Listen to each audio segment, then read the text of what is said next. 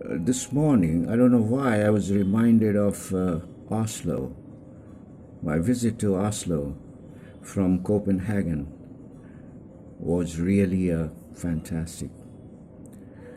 When I arrived at Oslo, the first feeling that I got was that I was close to the North Pole. Some of the features of Norway came to my mind because I had read about Norway a little bit before arriving at the capital.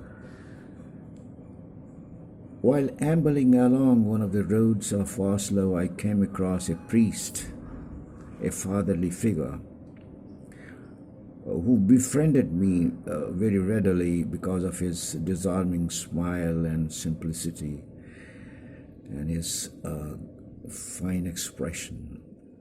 I thought he could be a good guide, and he did prove to be a good guide. He took me to several worth-seeing places of Oslo, and then he took me to a place which may be described as an open-air museum.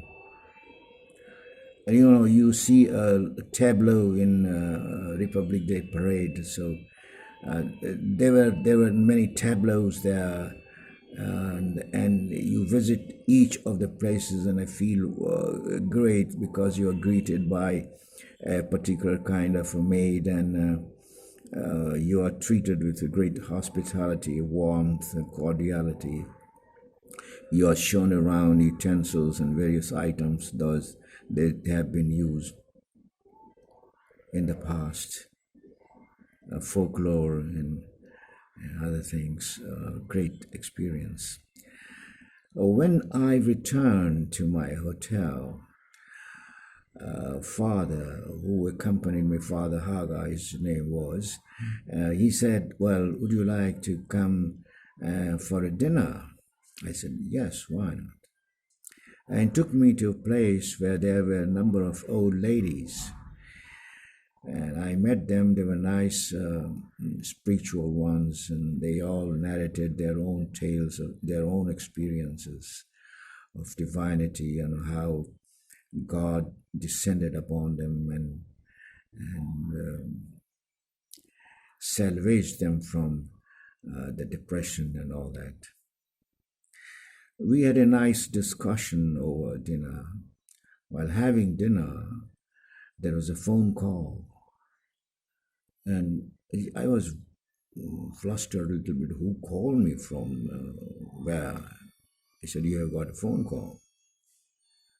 Well, when I received the phone, there was a response from the other side, and he said that he was in a hotel business in Oslo and he wanted to talk to me. And I said, "Okay, go ahead." And he said, "Well, I came from India. I've settled in Oslo."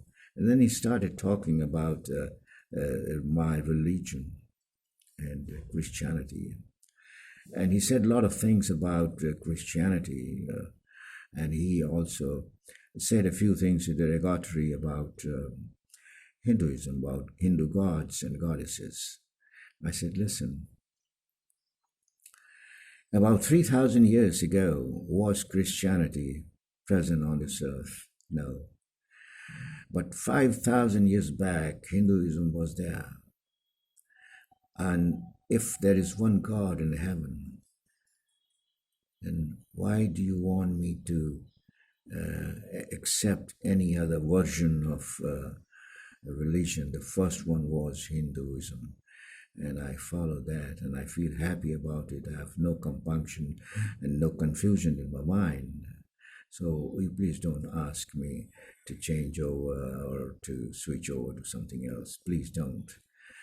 But then I felt a little bit sorry about the episode, and I said point blank no. And the lady said, "Well, you do pray, and the angels will descend upon you in the night." I said, "Fine," but then I nicely resisted. The matter ended there. When I left Oslo, I picked up a book on Hinduism at the airport. And while on flight, I went through the book for the first time in my life. Uh, Having been Hindu all my life, I hadn't had any first-hand experience of the book on the religion. When I went through the book, it was a paperback, about 200, 300 pages. And somewhere along the line, I read that Hinduism refers to 3L. What is that? Life, love, and light. And I still think about life, love, and light.